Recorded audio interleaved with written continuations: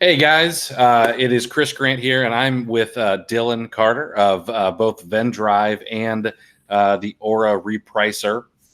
And we're going to chat a little bit about repricing, why he got it started, and what features are there, what features are coming out, and just kind of chew the fat about repricing strategies and theory, if you will, for the next 30, 45 minutes. Dillon, I appreciate you coming on tonight, man. Yeah, Chris, thanks for having me on, man. It's always fun to be able to geek out with this kind of stuff. So it's nice, man. I appreciate it. Yeah, absolutely. So, would you tell me a little bit, like what got you into this? Because I don't think most people, even people who want a SaaS, are like, you know what, repricers are where it's at. This is the direction I want to go. So, kind of tell me what happened there.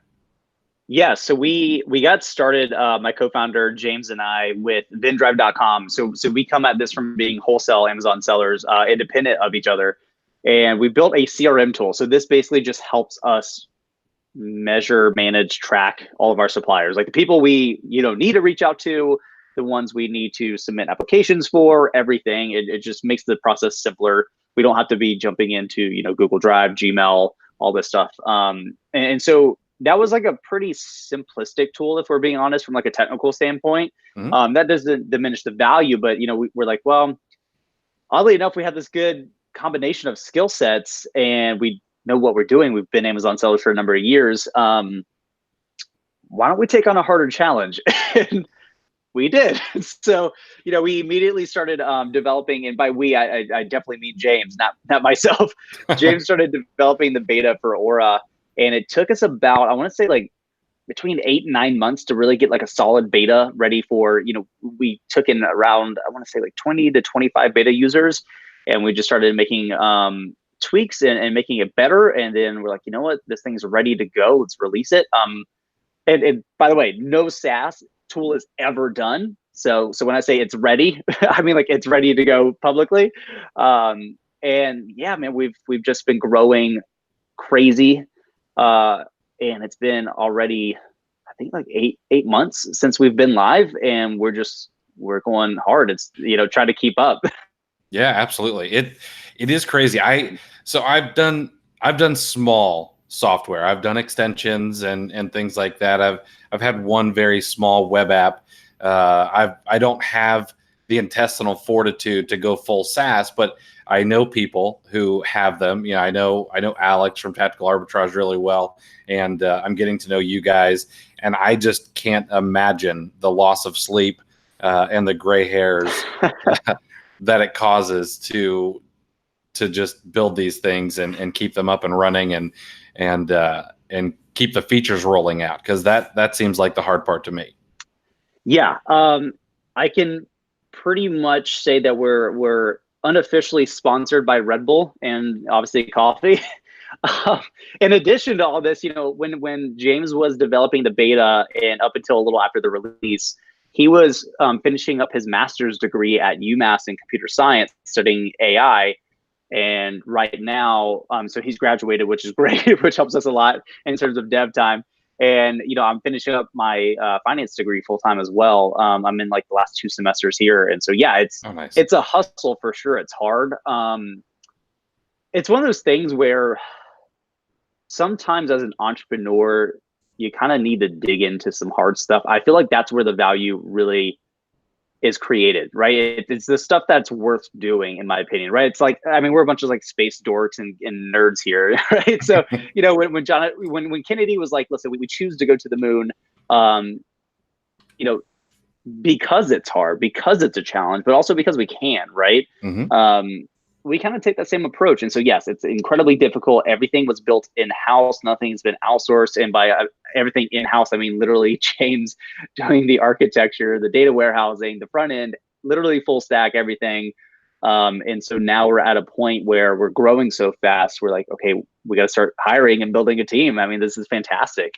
Yeah. So it's our first foray into software as well. So we're learning a ton. I don't think I've ever read as much as I have until recently. Well, that's interesting. And so now, where do you go to school?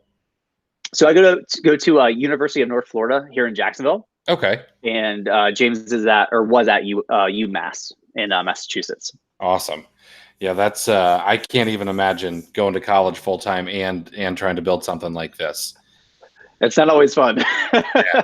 Mainly on the school side, because I'll have so much going on with Aura. I'm like, hey, can we like pause classes for a week or two, please? I'm sure the professors love that. Yeah, they really don't care. It's kind of frustrating, but that's okay. So now I know you guys have the way you have it set up now is there are rules that you can set up inside of Aura, and full disclosure, I'm a user, so I know how it works and things like that. But I know that you guys have some AI coming out. Can you tease about that at all and tell us what your guys' vision for that is? Yeah, so a lot of our marketing and branding is very AI driven because we consider ourselves more of like a data and AI company than a repricing company, which sounds kind of odd, but it will make sense over the long term. So right now we use machine learning on the back end, like on the server side. And so one of the differentiators between us and another tool is instead of us saying every listing gets to reprice the exact same way, right? So, listing A and listing B, you get the same amount of resources, regardless of the competitive nature of that listing, right? Even though listing A might need to be repriced every 30 seconds versus another one maybe every 15 minutes. And so what we do is we designed Aura from a machine learning standpoint to say, listen, if listing A is becoming incredibly competitive, let's give that a little bit more resource. And so you can essentially tease out a little bit more in terms of speed and performance. And so while doing bench testing against other tools, we found that we're 60% quicker in terms of that repricing speed. And because of that, as a default, kind of extrapolated out of that exact variable, we find that we're able to hold a buy box 65% more of the time while actively finding another repricing tool, which it's fun to watch these things fight sometimes because it seems incredibly fast. I mean, it's very fast paced. So that's what we have now. In terms of the future, we think a lot of the future of pricing is fully automated and taking in so many more variables. Right now, regardless of the tool, in our opinion, it's pretty simplified. And by simplified, it just means that there's so many other data points that really should be factors. Because if you think about it, and we see this day to day, every listing really is its own economy metrics. I mean, so a lot of what we do is actually like macro and microeconomics, mainly the macro side, but each listing can have its own economic variables and differences. And so how do you bake into a strategy applied to, 200 listings that fully optimizes for each individual one? And that's where we're moving to. And so being able to develop things like a seller, a competitor profile, so that we know how every competitor we've gone up against reprices, so we can find those weak points. Okay, well, what happens then if that same competitor jumps onto listing Z? Well, we already know how to handle that person, right? So there's so many. And what we've been doing up until this point is basically building up enough data to be able to start, building these models, because these models are incredibly complex, and to do it right, it's funny, we joke a lot around. It's like, oh, it's just AI, but get rid of the marketing stuff, get rid of the branding stuff. If we're talking from a technology standpoint, what we're doing is true AI, true machine learning, and that takes time, right? Because it's incredibly complex. It's a really interesting, Rubik's Cube to solve, if you will. But that's kind of where we're headed to. But we wanted first to build a solid repricing tool that was already better than the competition and the current offerings. And we're starting to, kind of get validation on that by, the amount of growth we're having right now. And then build everything on top of just an amazing high performing platform and foundation, if that makes sense. Absolutely. Yeah, that's cool. And I like that. That's very interesting to be able to take the data that you have, and then, I don't know, let's say that I want to go up against pharma packs on a regular basis. Right. You're going to be able to figure out, okay, well, this is how these guys work, and so this is how we need to respond. That's going to be really fascinating when that comes out. That's just really cool. That's the idea. I mean, there's so many routes that we can take this down, because AI is not just this general thing. There's more context to it. So there's different routes we can go down. There's certainly game theory. There's basic machine learning. And I hate to say basic like it's basic, but machine learning is certainly a artificial intelligence. So it's kind of it's kind of figuring out, what's the optimal outcome that so that certainly takes a lot of time, and it's just making sure that we can do it in the best way, right? And so this takes growing the company. This takes adding more full stack engineers, data scientists. So where a lot of SaaS tools, from what we've seen, are more so focused on the marketing and sales side. We want to be more heavy and more heavily weighted, should I say, on development and engineering, because that's really where the product gets better and you find those innovative solutions over time. Absolutely. So actually caring about the software for the customer instead of just your own bottom line. Imagine that, right? Yeah. I mean, and what's funny, like, because a lot of people, when we do these kind of things, they're like, oh, interesting, you're actually just being transparent and actually you care. And if you've ever been a user and you've had an interaction with me, hopefully you felt that way. It's a solid win. Like, I mean, it's good business in my opinion. And the only way, this is not a short-term thing for us. I think this is a big thing, just, business philosophy as a whole. When you're committing yourself to 10, 20 years to doing something and to solving this problem, that longevity period, for this to even be remotely close to being able to do that and accomplish that amount of length and lifespan, you got to do it right. Which means there's growing pains sometimes. I mean, we didn't raise money. We're completely bootstrapped. And I think that's helped us make hard, but very smart and profitable decisions as a company. Mm-hmm. Which is very important to a user, right? Because if we stay in business, you get to continue using the tool. Right. So we very much feel as though we have a fiduciary responsibility to our users. And I've always said this: you should always measure the ROI of using any tool for your business. And if that ROI is not positive, what do you gain from it value-wise? Now that ROI can certainly be time, right? It's an efficiency tool; it saves you time, but you can apply, a time, a value to that time, right? I mean, it's the same thing. But I've always had that philosophy. And so when we built the company, we wanted to make sure that that's what we focused on. Like, yeah, increasing your revenue, that's cool. That's great. I care more about increasing your profits. Right. I mean, that's really all we care about. Absolutely. Absolutely. So let's detour a little bit. And, before we detour, I wanted anybody who's here, if you have questions, please drop them in the comments. I know we got a few people watching, so you guys want to help people increase profits. So what are some of your theories behind how people should set up their own repricers to do that? I know how I have mine set up. I am willing to sell things faster at a lower margin to keep cash rolling. Okay, because I know that if I can sell something at a 10% margin today compared to a 20% margin in 15 or 30 days, I could roll that money again. And that's my philosophy. So I kind of want to get your theory on it as a finance guy and a SaaS guy and a seller. What do you think? Yeah, so I'm kind of in line with what you're saying here. Being a finance major has taught me a lot of things like opportunity cost, things like something called discounted cash flows, right? So $1 today is worth more than $1 tomorrow. This is a basic thing when you're talking like reversing out, interest rates, compound interest, things of that nature. So my philosophy here, I care a lot more, and this is my personal opinion, about the total profit, not the per unit. So a lot of sellers get stuck on the per unit, right? So, okay, let's say we lower your price by 10 cents. Well, if you're just looking at that, all you see is this loss. And by the way, lowering your price 10 cents is not you losing money. You're still making money, assuming there's a positive ROI. Right. That's opportunity, right? Vastly different, but we use terms interchangeably for some reason. So I want to clarify that. But what happens when I lower your price by 10 cents, but increase the volume of your sales in the same period?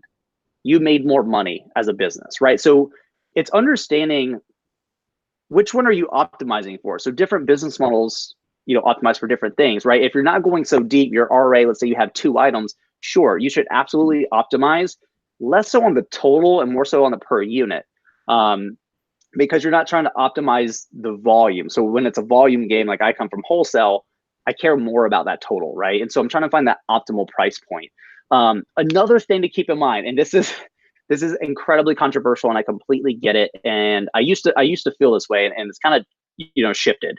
We're all told, and we hear this all the time, you should always match the buy box, because if we're all selling at 30, why can't you just get in here and sell with us at 30? I get it. It's fair. But last I checked, we're in business, which means we compete. So I don't see any other industry doing this where they're like, hey guys, let's all just agree not to compete, right? There's this unknown price fixing rule amongst Amazon sellers. Yes, but listen, I understand it ethically, and I'm completely cool with it. But my issue with it is it kind of gets tied back somewhat to game theory, and I'm not going to dive into that because it's super nerdy. But all I'm saying here is it takes one seller to not agree, and that whole theory falls apart. The analogy I like to give is, let's say steroids become legal in pro football, the NFL.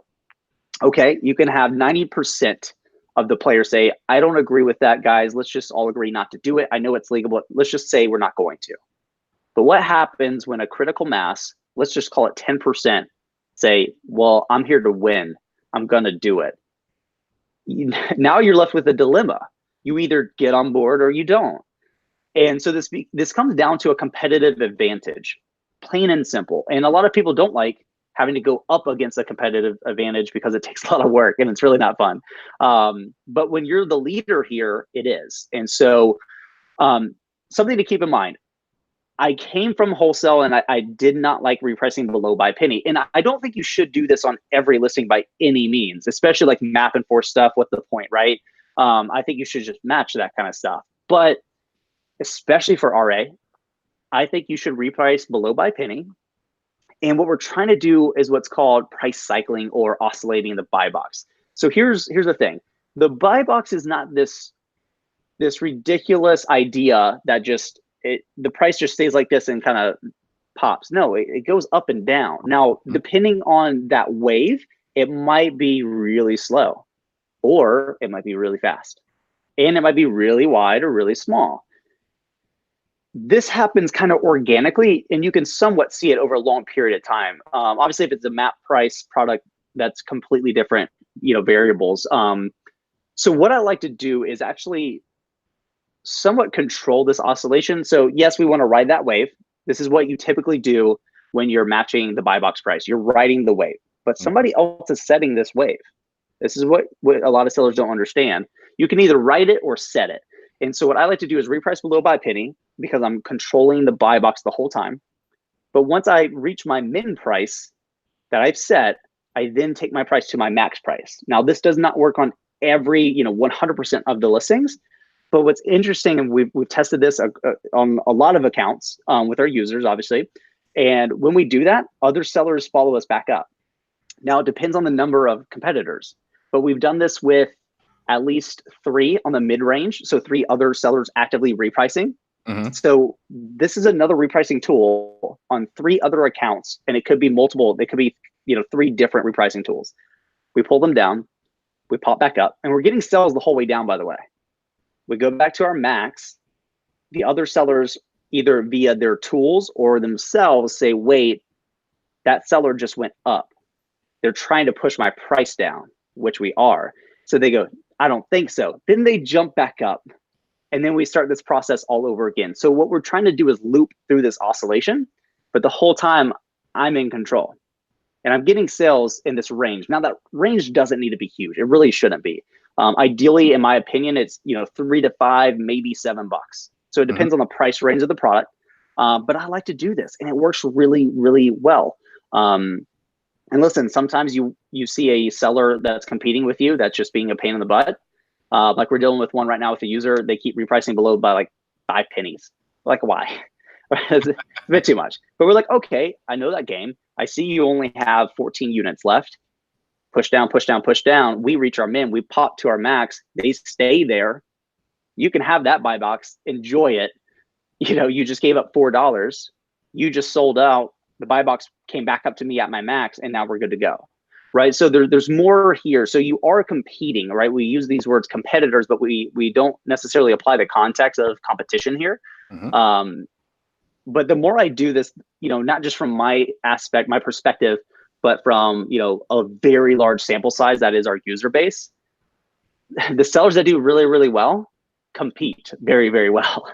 And so it's understanding that, yes, sometimes you should match the buy box, but a lot of times you actually should be controlling it. Because a lot of sellers come to us and say, hey, I want to increase my buy box ownership percentage. And you go, perfect. Here's how you do that. I go, oh, but I only want to match the buy box. You can't optimize. Yeah, right. The logic doesn't add up, right? Because rotation, and that's fine, not a big deal, right? So you always need to be asking yourself what you're optimizing for. So me, again, just like you, I'm trying to churn my inventory as quickly as possible.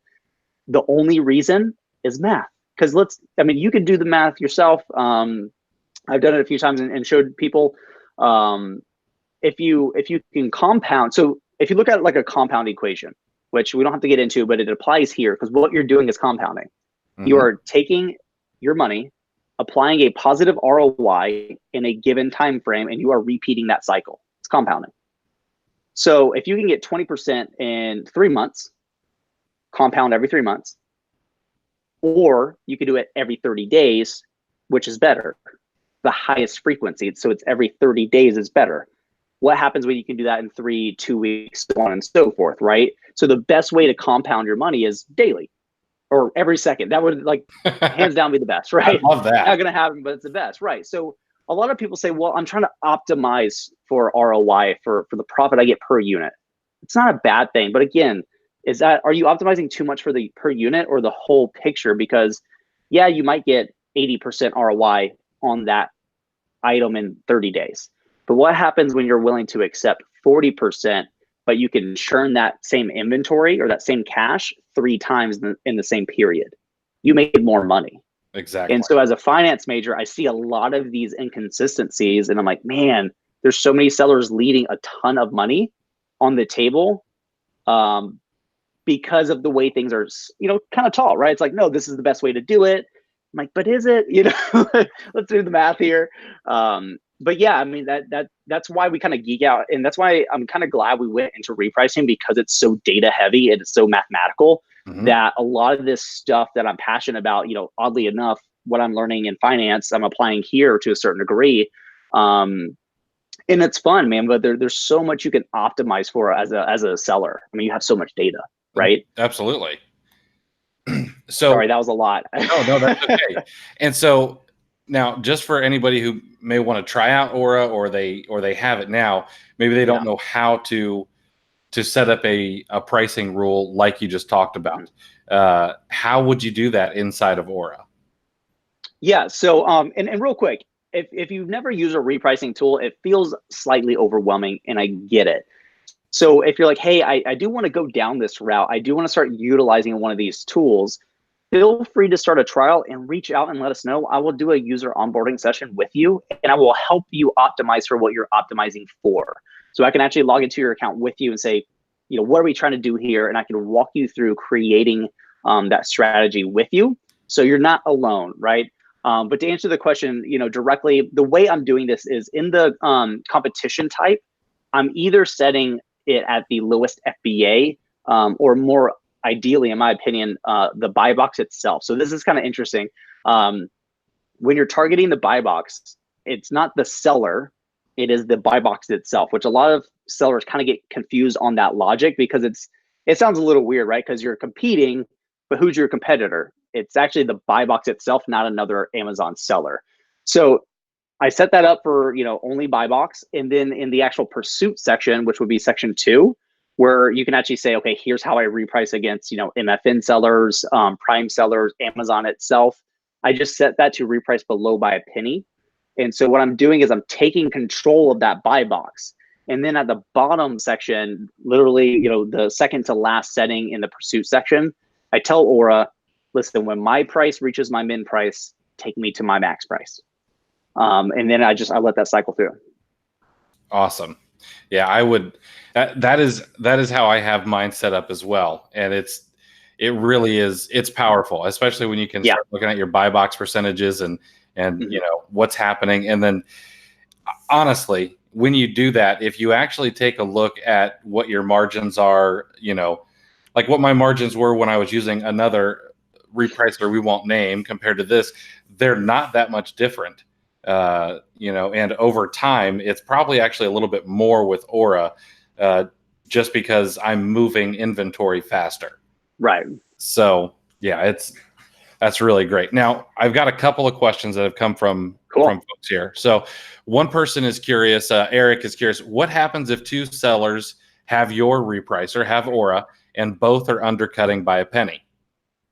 That would come down to the min max settings that we just talked about, right? So if you both have it set up to min price, then you would both sit at min price. I mean, it would be no different than, you know, one seller has Aura, seller B has another repricing tool. If those, I mean, obviously it comes down to the logic of the strategy itself, right? So one seller might say, hey, when I reach my min price, take me to my max, and that happens. But then seller B says, if I'm at my min price, stay at my min price. So this seller got pushed down, they sell out, buy box comes back up to you. It kind of depends. We played around with this idea where I was like, man, what happens if there are two Aura users on the same listing? Could we optimize for that and say, hey, why don't we just raise the market together? But then we're like, well, is that really like price fixing? I'm not quite sure. So that might be a legal issue. So we're you know, looking further into it. But it was a cool idea, right? Yeah. What happens when there's three? But yeah, it would. The way that would play out is exactly the way it could with any other tool, depending on the strategy, logic, and settings that each seller has. Mm-hmm.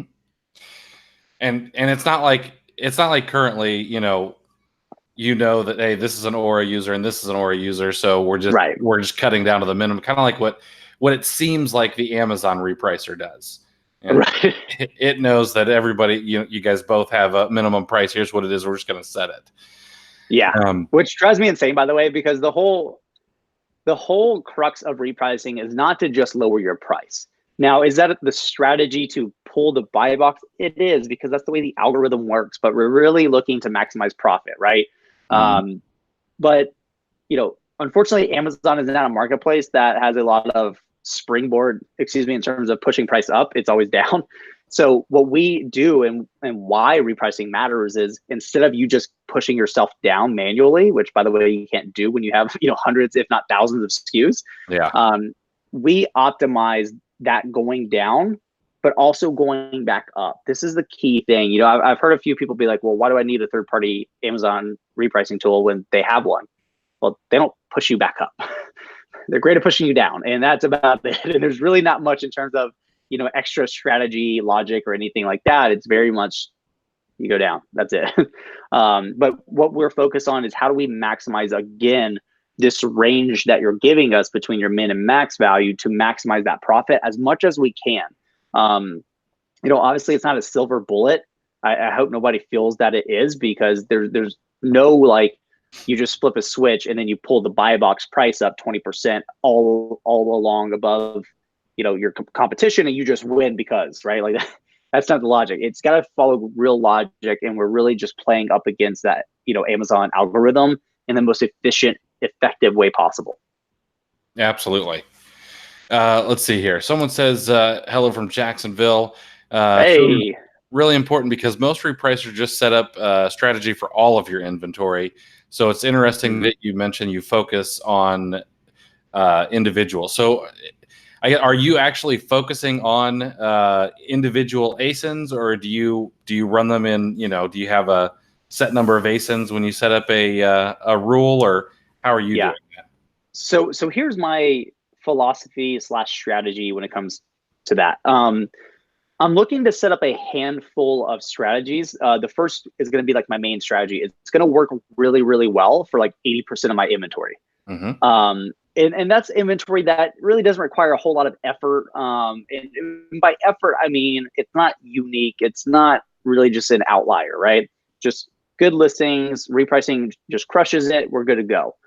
Then I'm probably going to create like a liquidation strategy. The biggest difference here is that I become obviously more aggressive in terms of repricing, and I'm willing to go down much lower. So the min maxes are like the biggest difference here.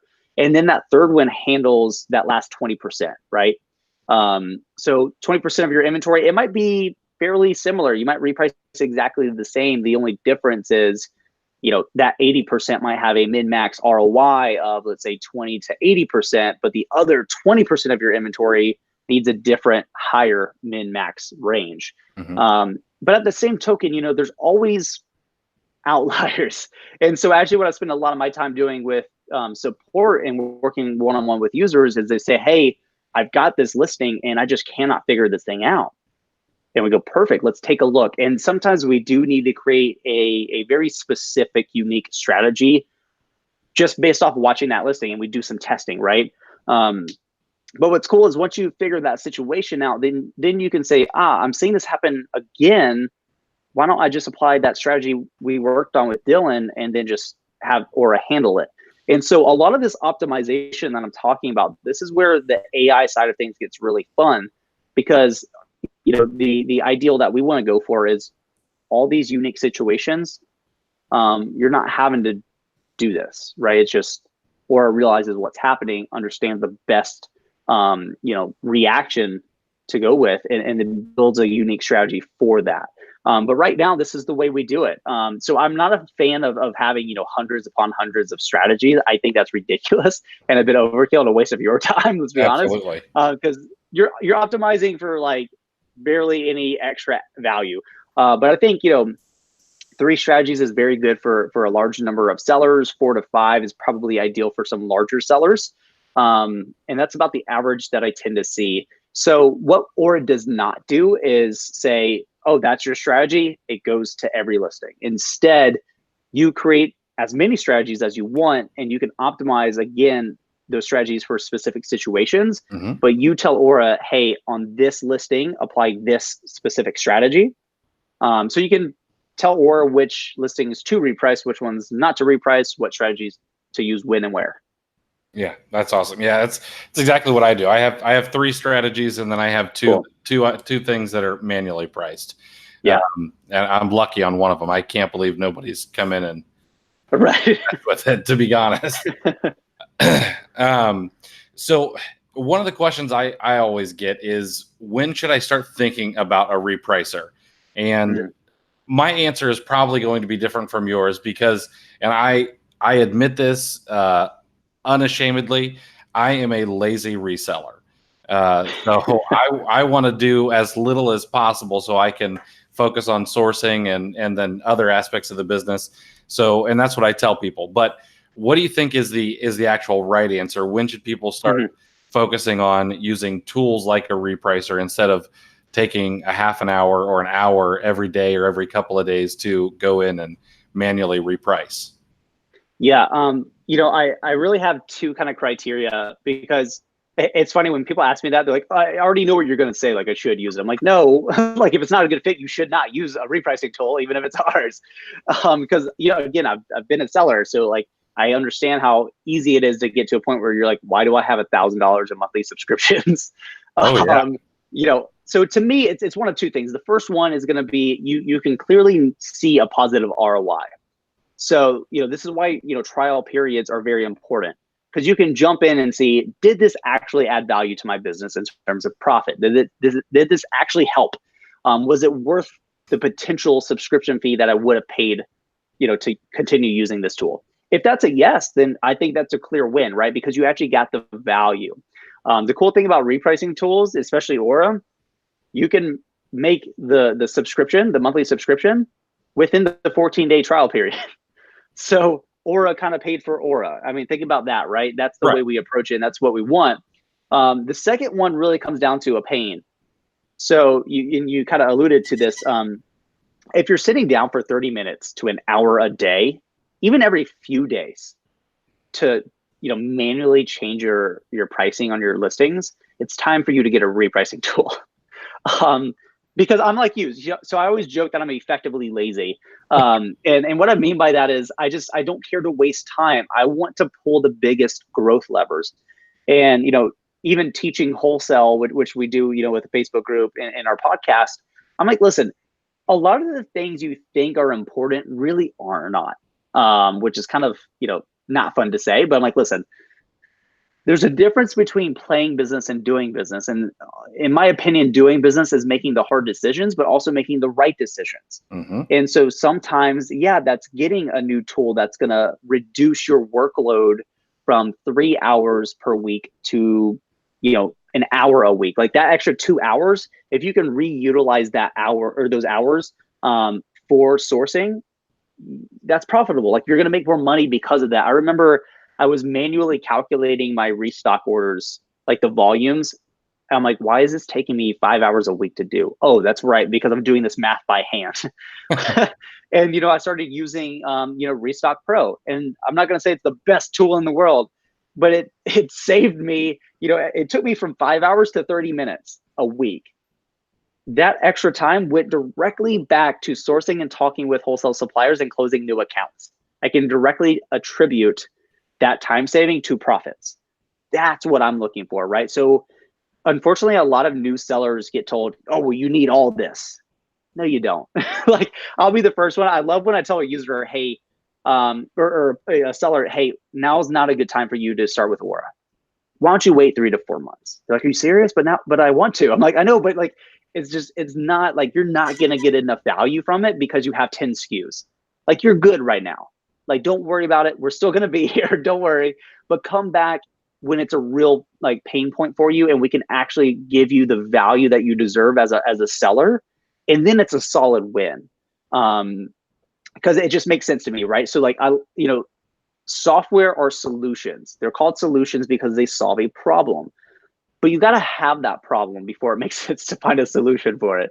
So if you're brand new, I mean, we had somebody reach out the other day, was like, hey, I just opened up an Amazon account. Should I start with Aura? I'm like, no, you don't pay for anything yet. Just understand how to source. I don't know what your business model is, but get inventory, right? Because otherwise it's all irrelevant. You can't use it. So if you fit into one of those two categories, I think it makes complete sense and you will have a positive ROI. If you're below that, listen, not a big deal. You're not missing anything yet. Give it 2, 3, 4 months, right? And then it's going to be a solid win. Because for me, I would rather that subscription fee go towards inventory when you're first getting started. Absolutely. And then be like, hey, I joined Aura. I'm making X more per month because of it. That's what we want for every user. Absolutely. And that really is important. I am all about paying for tools, but it is not necessary right off the bat. And right, $100 worth of inventory can really go a long way. Not just in actually making sales and putting a few bucks in your pocket, but also to overcome some of those psychological barriers as to whether or not I can do this business. 100%, right? Because otherwise you're like, you feel like you have everything you need. You're like, well, I have all the right tools. Why is this not working? Well, because unfortunately you got caught in the trap of playing business and not doing business. And doing business is sourcing. It's the unfun, unsexy kind of side. Yeah. But that's what drives revenue. And for me, I keep trying to beat into sellers' heads, especially those getting started. Spend 90 to 95% of your time doing one of two things. If you're wholesale specifically, source new suppliers to reach out to and actually contact those suppliers. That's it. We can really make this whole process simplified. And if it's RA, spend 90 to 95% of your time in stores buying inventory to ship in.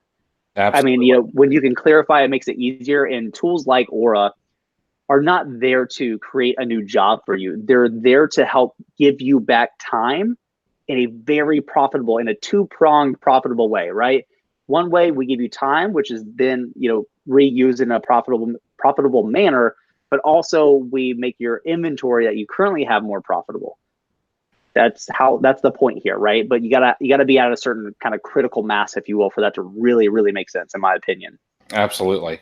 Yeah, that really is the thing. I think a lot of people, and I mean, I make content, so of course I want people to consume content, but on the other hand, I was really proud of a guy today in our group FBA today. He posted a picture of his first shipment that's going out. He said he went out and he scanned 3,320 items. Oh man, yeah, and there you go. The dude did it. He got out of his way and he scanned and he sourced and he shipped it in.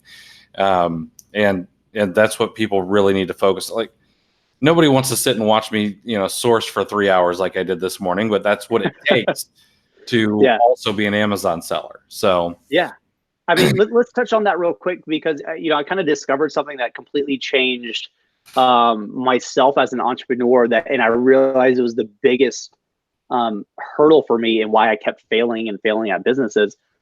You always feel like you're missing that last piece of the puzzle.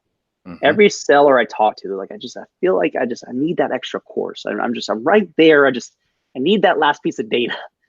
But what you don't realize, and once you do, it will completely change the trajectory of your business and your life. That last piece of the puzzle is not more information. I mean, it is, but it's not the type of information you think it is. It's actually experience. It's going out and executing and doing those things yourself. And then at a certain point you go, I'm a complete puzzle. Like, obviously there's always more to learn, but you're like, man, I kept searching and searching, but never doing the work. So of course I never got any of the results or the rewards of it. I have all this knowledge. I should be doing 6-7 figures per year with my Amazon business, but why am I not? Always that last piece of the puzzle, but you really need to clarify what it is. And it's not course after course after course. And I'm not against courses by any means. I pay for them myself. Oh, me too. But it's doing it, right? It's getting out there. It's scanning 3,000 things in a Target today, because that's what it takes to get that business moving. For wholesale, it takes calling 10 suppliers per day and getting rejected 7 out of 10 times and doing that for 3 months to be like, I now know what the heck I'm doing and I'm good at it. Absolutely. You got to get over that hump. But I wanted to touch on that because it's super important. It's a passion thing for me. But if sellers if they can understand that, accept it, and then utilize what I just gave you, it's going to completely change everything. Absolutely. Have you read the book How to Fight a Hydra by chance? No, but I've heard of this book. It might actually be on my to-read list. Okay, it is. So I am not one who reads fiction like ever. Okay. I haven't read fiction since I was like 13. But as Dillon slides away his stack of fiction books. But I picked up this book and it's an allegory about business. Okay. And it's all about this guy who trains and learns and wants to go out and fight a Hydra so that he can be a hero. Okay. And he finds that once he's out in the field actually hunting a Hydra, that he really does not know what he's learned because he has not put it into practice.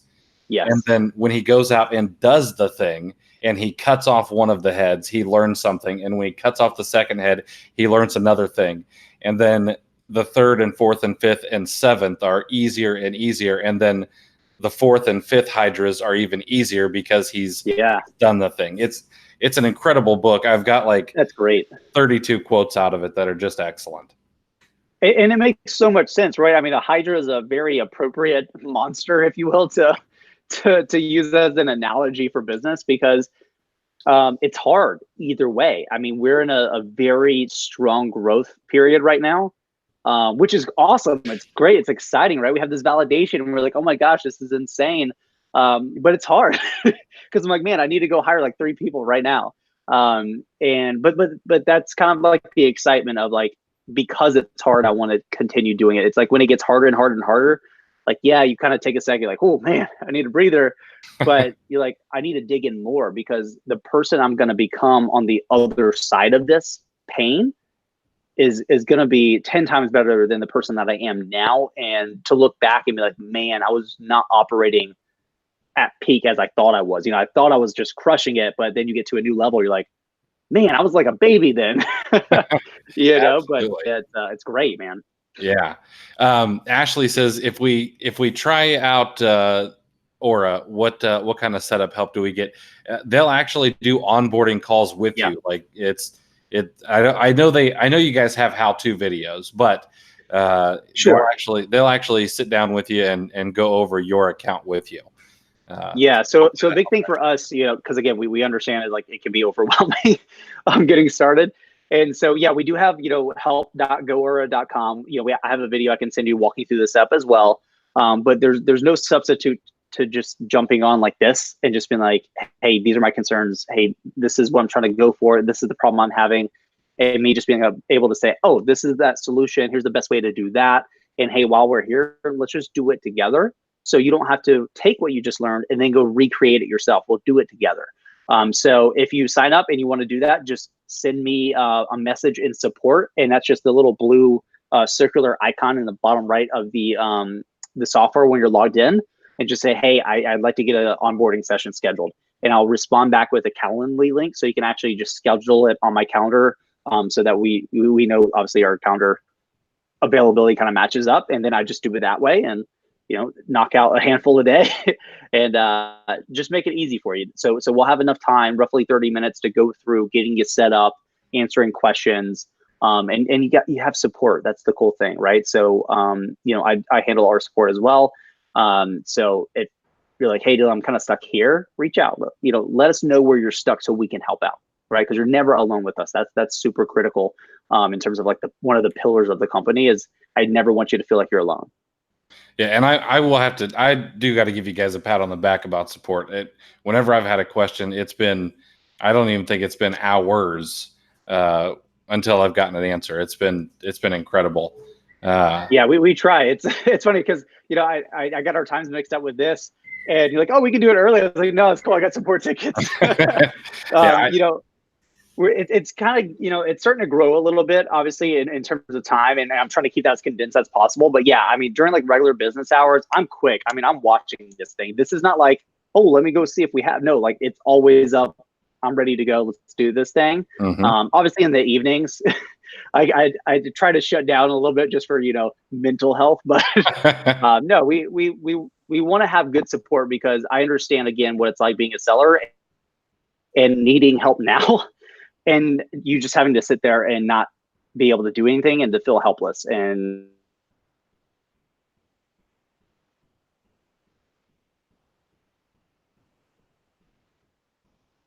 on back in the quickest method, the quickest time frame he possibly can, and we're going to get this thing solved. That's what I want. Absolutely. Ashley, the link it's at the bottom right-hand screen of Aura, of goaura.com. I'll pull it up. I'm sure, I don't know what software you guys use for it, but. Yes, we actually use Intercom, which is like a live chat feature. Yeah. So you can do email as well. It also pulls that in. To me, it just looks like chat either way. Yeah. But it gives us a lot of data, so I can really easily jump into your account versus having to go back and forth and waste your time and say, hey, go handle what you need to handle. Let me take a look at what's going on, create a solution. I'll get back with you. I'll implement that solution if it's the best, and then I'll let you know, hey, here's what the issue was. Here's the solution I went with. You're good to go. So so a lot of that too is like, I don't want to waste your time. Like, do what you got to do. Go source. Let me handle this for you. Yeah, absolutely. So this is the easy way to do that. Like, I really hate emails, to be honest. Like I like, even as a company, I don't think me and James, my co-founder, I don't think we've ever emailed each other unless it's like a forward of like data. Oh, wow. We use Slack. So I'm like, no, dude, yeah. Emails are terrible. Yeah, they really are. They are the bane of everyone's existence. And I do email marketing. So, I mean, I love them. Right. I also hate them. So I get it. Yeah, 100%. Dan, it's so with the link under the video, it's $57 a month right now until Friday. Mm-hmm. I do have a 20% discount for everybody who signs up using it. Is an affiliate link, so I will get a little piece of the action. But it'll be about $46 per month if you sign up using the link in the code. And let's talk about that. Software, they have to go up in price sometimes. It's the way things work. You're talking about hiring developers and like that. So can you tell us kind of what your roadmap is and what the reason behind the price increase is? Sure. And let me clarify the price increase, because people hear that and like freak out. This is only for new users who sign up after tomorrow night at midnight Eastern Standard Time. That's when the price goes up. So current users and people who sign up before that, you're locked in. The only way that would change is if you cancel and then come back, right? And that's just kind of normal. So what we did, we decided we needed to raise pricing because we don't want to raise money. To be quite frank, I don't want to have a VC fund or an angel investor breathing down our neck saying, this is what you have to do. I don't think that's a good fit for us right now. That could change, but I don't really think that it will. So we're bootstrapped, right? Like we funded it ourselves, we're revenue first. So all the growth comes from our growth. So it's a nice feedback loop. And so, we're actually not just hiring developers, we're hiring like full stack engineers. They're not cheap, by the way. And so when we started asking ourselves, and we do this every single week, like what's the biggest lever we can pull that adds value? Like what's the biggest impact we can give to our users in terms of features? And we kind of got a little meta on it. And we're like, okay, well, what's our biggest bottleneck right now? And we're like, we need more engineers. Well, if they're super expensive, like $130,000 a year salary, obviously we got to be able to pay for that without raising money. And so we decided, you know what, in our opinion, the price point we're going to, which is $97 per month, better is a better representation of the value that the product like gives to our users, but also that greatly enables us to start building a fantastic engineering team. And so when you start talking about like, I want to, make releases more frequently, right? Roll out features more quickly. Be able to have a user say, hey, this is an idea I have. And we're like, that's amazing. And then us be able to roll that out for you. This is what we want. And so we're building this team. We're kind of in this transitionary period of, we've been a small team, but now we're growing so much. We're like, this is a great time to start adding onto our core team internally and really just build a product that is 10, 100 times better. And so that's what we did, and starting Monday, hopefully this kind of proves how much we actually care about users. I was like, listen, if you're not a current user, this is when we're raising our prices, but you have an entire week. So not even like, oh, you have one day. I know we're doing this on Thursday, but that's how it was scheduled. But, we sent emails, we've been scheduling things with all of our affiliates and like letting people know, listen, I don't need you to pay 97. I'm cool if you pay 57. And so we pretty much are telling everybody, listen, if you're interested and you want to use Aura or you've been wanting to use it, I would hate for you to be like, I'm going to sign up with Aura on Saturday. When you're like, Dillon, I would have signed up Friday if you had told me I could have paid 57 instead of 97, right. Which makes sense to me, right? And so we made it very publicly known. This is the price point we're going to. Here is the exact moment that changes. If you sign up before there, you are locked in, good to go at the current price of $57 per month. But if it's after that, it's 97. Try to make it as clear as possible. But really, it has less to do with, we just want more money. It comes really to building a better team and building a better company. This is a big thing. This is a critical moment for software companies where when you transition from a small core function team to a larger function team, which I know sounds not that big of a deal, but it truly is. It's a hard transition for a lot of people. When you transition from just the founding team members to employees and hiring other people, that's a big deal, and that adds a lot of value to users. I mean, this is, reducing our customer service responses even further. This is 24/7 customer service responses. So if it's at 2 a.m. and you're just asleep in bed, like this is weird, and you reach out, somebody can respond. This is us rolling out new releases every single week. And so we, you kind of touch on the roadmap. Tomorrow I have a pretty good, not sure how public I can be about it. I have a conversation scheduled tomorrow that will hopefully go very, very well. So wish us luck for, an integration that would really help our users, right? We've been fighting for this for like 7 months.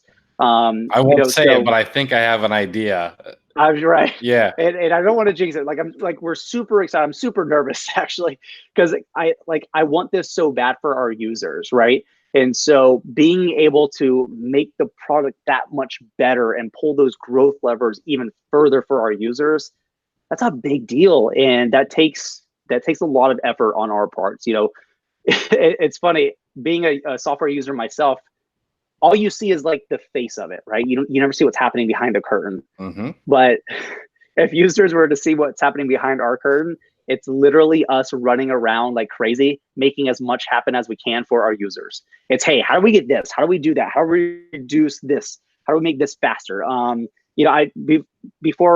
thought, the time kind of issue on my end, I had an hour-long conversation with a very large user who he's frustrated because of he's literally contacted every repricing tool and he's like, can you just do this? And they're like, maybe or no. And I'm like, dude, hey, we can't do that right now, but like, tell me more. Like, I want to add this because that, like, he actually has a great idea. And I'm like, that would apply to every user. Why wouldn't we implement that? Absolutely. Right. So now I want to take that to James tonight and be like, hey man, what do you think about this idea and this solution for that problem? And he's probably going to be like, yeah, that makes sense. Let's add that to the roadmap and get it pushed out as quickly as possible. So like every Monday we have our, our weekly company stand up and it's, listen, what's the biggest impact we can give to our users this week?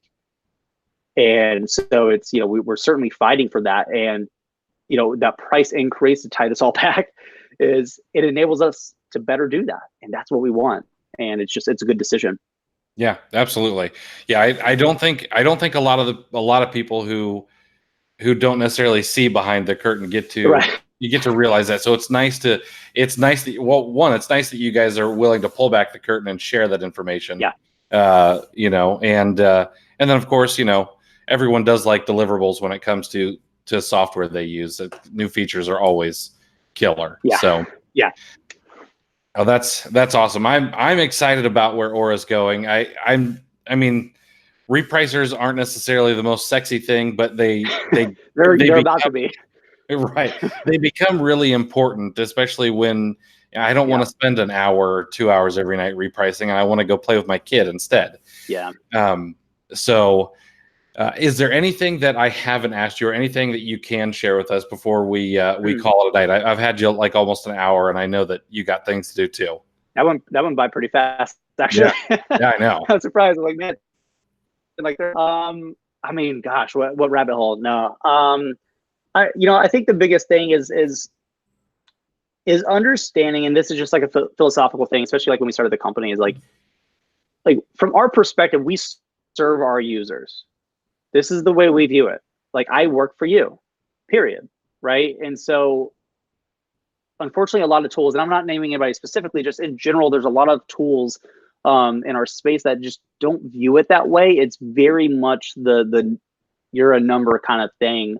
And we know what's best for you. And listen, we do have this paternalistic relationship and understanding. We're like, yeah, we have to make those decisions that are best for you.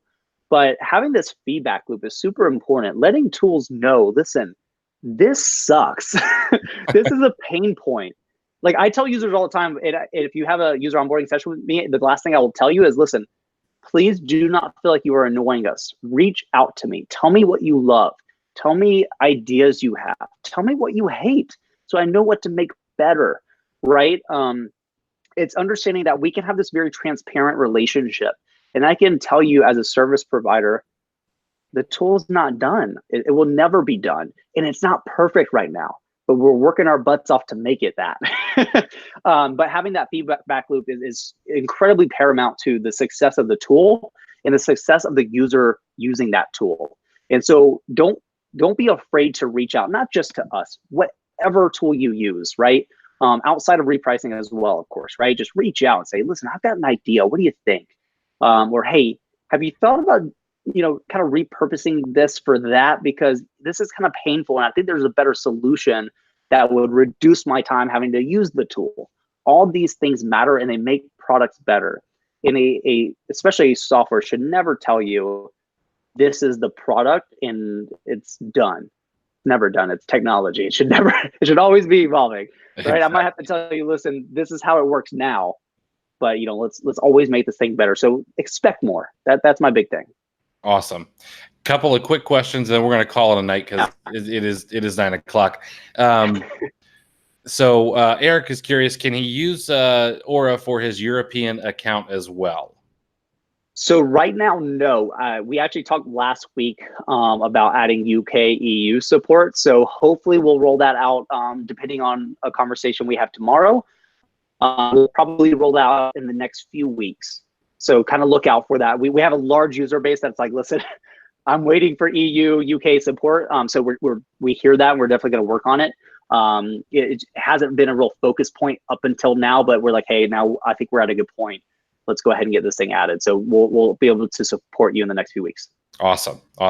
And then there are a couple people. You guys will need to shoot a message over to actual Aura support, because I don't know the answer. But they're curious if they can get the discounted price while they're in their trial. Just shoot a message over to Aura support. They'll work with you on that.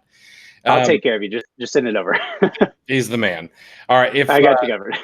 Now, if you guys want to try Aura, there's an affiliate link below in the video. It's goaura.com/CTS. And the code for a 20% discount is CTS as well. So I would suggest you at least give them a try, even if it's just for the free trial, to see if it works for you. And then, of course, man, I appreciate you coming out and doing this with us. I know that it takes a lot of time and effort to kind of be the face of a SaaS company like this. Especially when you're an introvert. That's absolutely. But no, it's good. It's fun. Honestly, it's really fun having these conversations, having, again, this feedback loop.